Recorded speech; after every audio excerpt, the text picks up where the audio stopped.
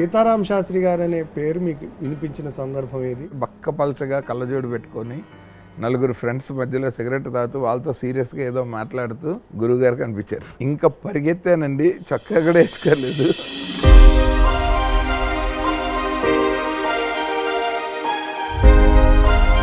మీలాగా ఒక మంచి సింగర్ని కాదు. సో నేను ఎప్పుడైనా నాకు నచ్చిన పాటలు పాడుకోవాలంటే చుట్టూ ఎవరు లేకుండా చూసుకుంటాను. కానీ ఈయన లిరిక్లు నేను పాడకుండా ఆపలేకపోయాను. శాస్త్రి గారి పాట ఎవరైనా తప్పు పాడకూడదు, ఆయన రాసింది పాట. నేను బట్టి కొట్టేసాను లిటరల్లీ. రుద్రవేణి పల్లె ఒకటమ్మా, నేను లిరిక్ చెప్తా మీరు పాడండి, మిమ్మల్ని ఏమన్నా.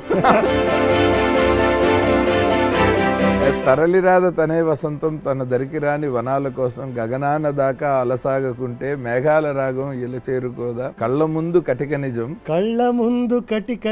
కానలేని గుడ్డి జపం సాధించదు ఏ పరమార్థం బ్రతుకును కానీ వ్యర్థం. సినిమా చూస్తున్నంతసేపు ఒక హీరో పాడినట్టు ఉంటాయి, కానీ ఇంటికి వచ్చాక శాస్త్రి గారి సాహిత్యం మన హీరోని చేస్తాయి. అసిస్టెంట్ డైరెక్టర్ని ఎవరైనా పంపించండి, కో డైరెక్టర్ని కానీ ఫెయిర్ చేసుకుని వెళ్తారు అని కబురు వచ్చింది స్టూడియోకి. జంప్ కొట్టానండి కారులోకి, నాకు ఇప్పటికీ బాగా గుర్తుంది. వెళ్తే విచిత్రం ఏంటి, కలవలేదే సార్,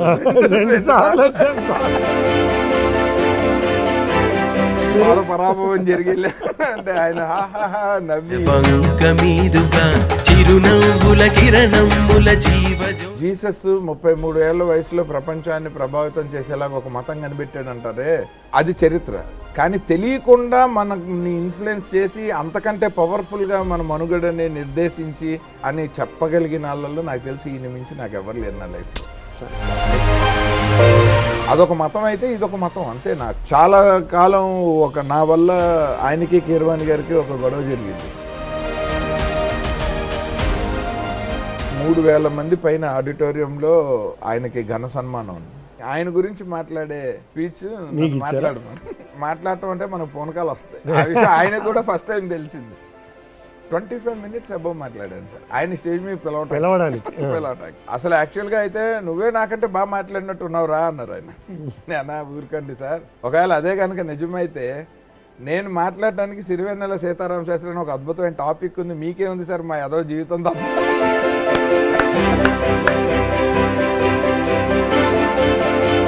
ఆయన ఇలా దగ్గరికి తీసుకొని నుదుటి మీద ముద్దు పెట్టేసుకొని అసలు ఏం చెప్పేవరా.